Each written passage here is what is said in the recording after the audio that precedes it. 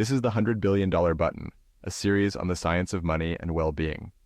It is produced by Sycamore, an app to learn and practice well-being. Visit us at trysycamore.com.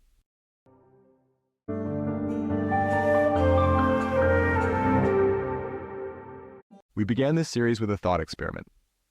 Say you were presented with a button that instantly delivered $100 billion to your bank account. Should you press it? This premise is insane. That's the point. But the question still stands. Sort of. The real question behind the question is how that money will change your well-being. All told, will you have a better life once you receive this newfound wealth? Our instinct is to assume that it will. It must. How could it not? More money means a better life.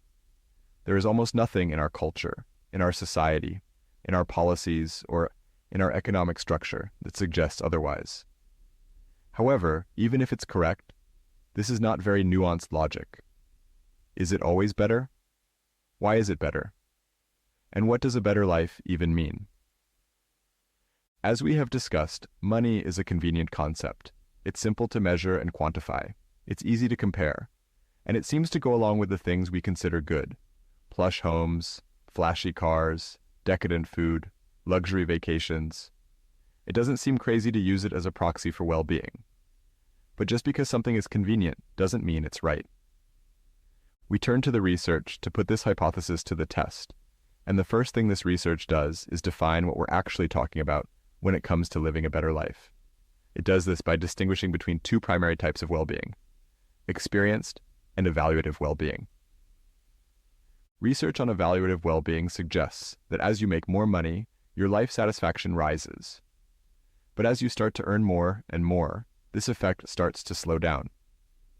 By the time you're earning six-figure salaries, the benefits of more money are becoming smaller and smaller. That said, the average difference in life satisfaction between someone rich versus someone poor is notable. Research on experienced well-being is similar, but less pronounced. Here we observe that money helps, but only to a point and less strongly overall. At low levels of income, more money is unambiguously good. It means that you can afford ample food and safe shelter, make debt payments, and effectively tend to your health. And this readily translates to a better moment-to-moment existence. But as you start to earn more and more, this effect starts to slow down and the benefits become far less reliable. While people with more money appeared to have notably higher evaluative well-being than people with less money, for experienced well-being, the difference between rich and poor individuals was notably smaller. In other words, the returns to more money drop off more quickly for happiness than life satisfaction. Overall, the research suggests that money is by no means a cure-all. And unfortunately, most of our day-to-day living is spent in experienced well-being mode, which is less influenced by money than evaluative well-being. The reasons for this are varied. We have discussed the concept of decreasing marginal returns, whereby you benefit less from a given increase in money the more you already have. We've also discussed the concept of hedonic adaptation, whereby we are programmed to get used to things as part of our evolutionary wiring. Adding to the insult, we constantly change our points of comparison so that it seems we never have enough. Not even people with net worths of $25 million and up think they have enough. We have also observed that having more money is never straightforward. It often comes along with problems you didn't anticipate. For instance, that second house doubles the number of repairs you need to make. It also changes you, whether you know it or not. The jobs you work change. Your relationships change. Your family dynamics change. While there are always positives, they must outweigh the negatives for it to ultimately benefit your well-being. And money is ultimately only as good as your ability to spend it in ways that contribute to your well-being. Sadly, we are often duped into believing that things that are least likely to make our life better, like new clothes or a better car, are the answer, when in fact that money would be far better spent on experiences and on others. Despite these pitfalls, money has real benefits. One major benefit is that it can offer deep psychic value. In fact, Matthew Killingsworth, the researcher who ran the giant observational study by surveying people on their phones in real time, analyzed his data to find that the most important reason, by far, why people with more money had higher experienced well-being was because they felt a higher sense of control in their life. This alone accounted for nearly 3/4 of the association between income and experienced well-being. This is a real, tangible benefit to having money. It means experiencing less worry in your life about your next credit card payment, medical bill, or gift for your child. And this sense of security and control means even more if you didn't grow up with such financial comfort. But it's a delicate balance. Killingsworth also observed that becoming overly identified with money has its own risks. Participants who defined their personal success in terms of money actually had lower well-being than participants who didn't. Not only that, but also there was no income level at which equating money and success was associated with greater experienced well-being.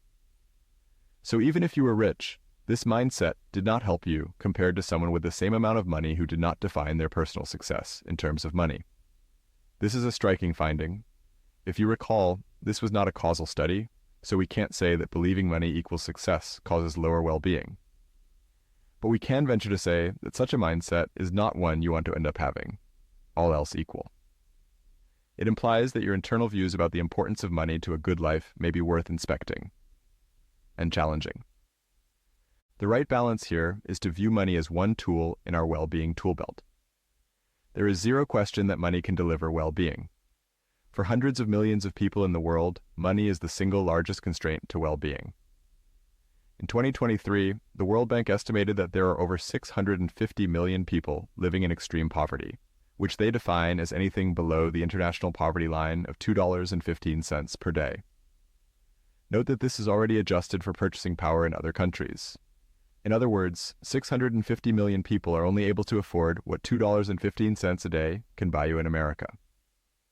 When you expand this to consider the full range of global poverty, we are talking about several billion people for whom the single most important factor for improving their well-being is money.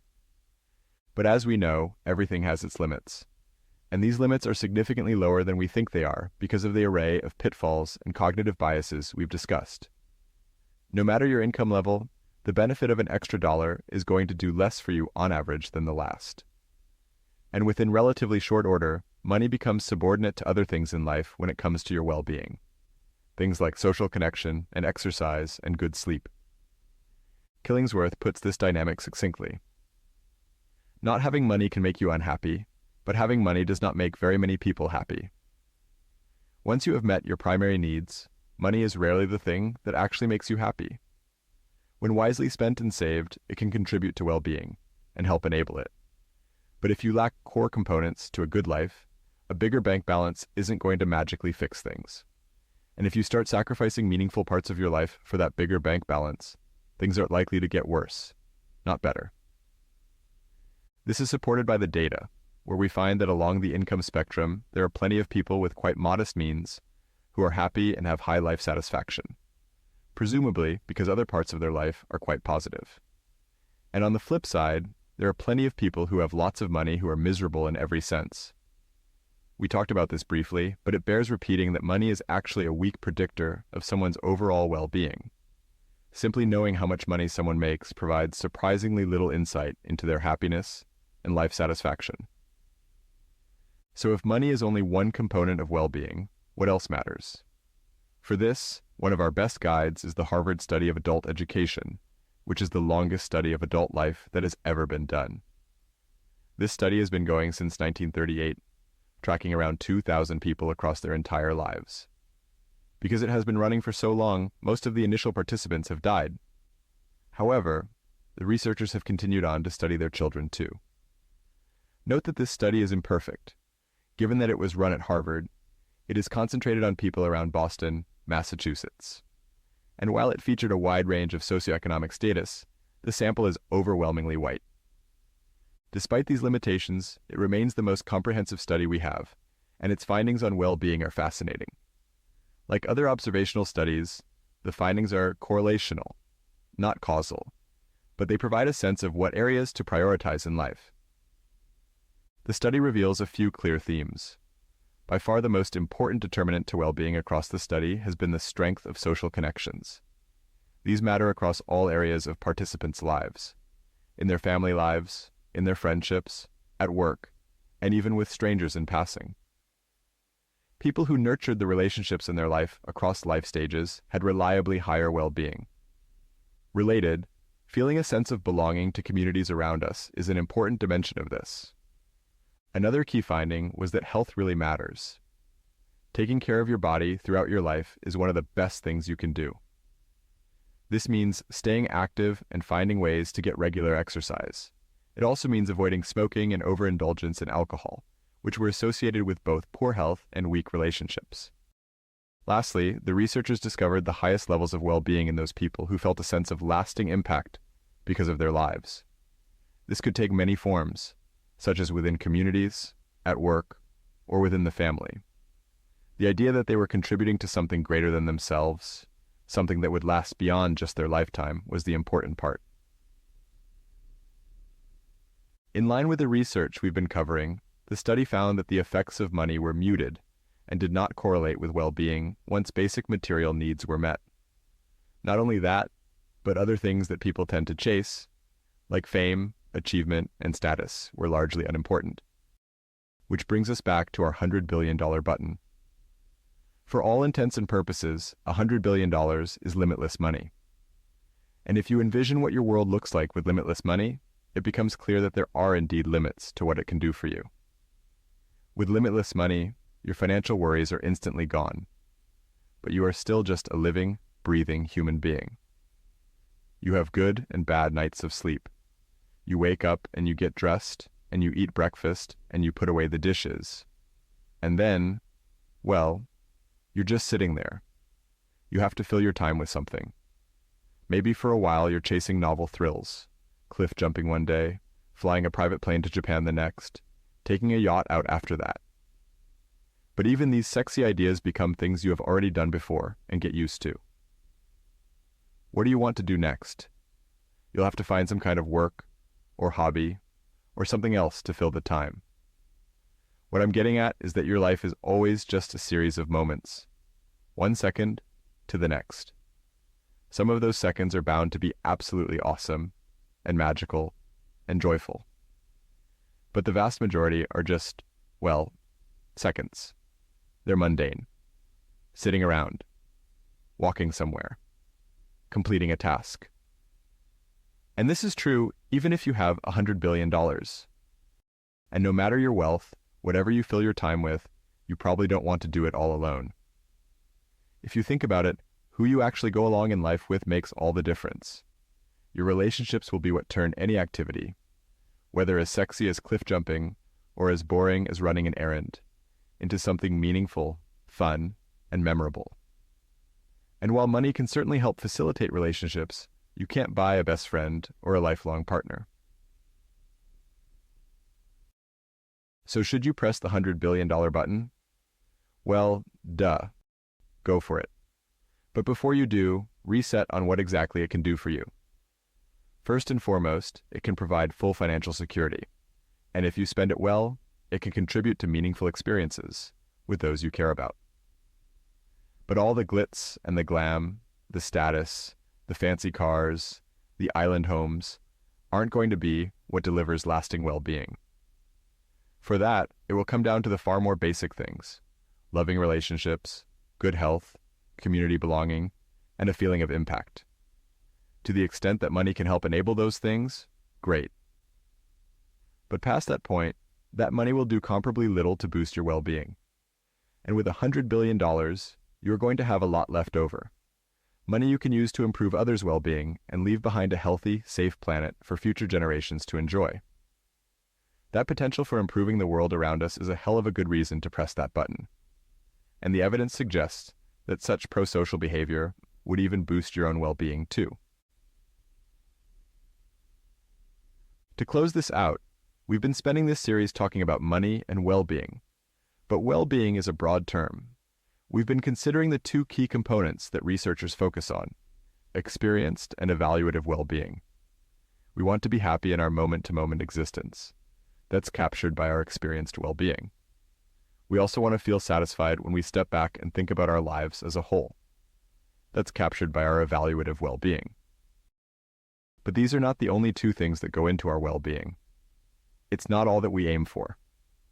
We are on a constant search for meaning, for purpose, for passion, for love, for connection, for inclusion, for understanding, for dignity. We want to feel like we matter, to others, to the future, to the past, to ourselves, to a stranger, to the infinite, unknowable universe to which we belong. We want to flourish, to live without regrets, to shape the communities and societies to which we belong, to embody the values for which we stand. We want to fully experience our fleeting being before our final moment calls us, before our last breath rises, then falls. Whether or not we know it, we are constantly, desperately looking for some grip on this experience of existence, of consciousness, that we cannot ever fully understand. And in this grand, cosmic quest, money is by no means a substitute for any of these goals. Rather, it is but one factor that can influence them, for better or worse. At its worst, it's a trap, a distraction, an addiction, a tar pit of materialism and self-obsession. A simple, yet naive, measuring stick that measures the entirely wrong metric. An endless treadmill that is never enough for our primate brains. At its best, it's an enabler, a complement. It frees you from your most basic human needs, for shelter, for food and water, for medicine. It comes along with work that pushes you, that matters, that you are proud of. It offers the time and resources to find community, to learn and reflect, to deepen relationships, to care for your body, to build family, to explore the world around you. It provides security that you can weather the bad days and care for those around you. It allows you to give back, to recognize your fortunes, to help relieve the deep suffering of others in the world, even those you may never meet. But money is only one small piece of all this. Most of it is your energy and enthusiasm, your attention and thought, your care and emotion, your curiosity and commitment. And whether you like it or not, money cannot buy any of these things. And so we come to the end of this journey together. Now the real work starts. You have a whole life just waiting for you to lead. A life that will undoubtedly entail its fair share of challenges, but hopefully one with more ups than downs. So go forth and prosper. Thoughtfully.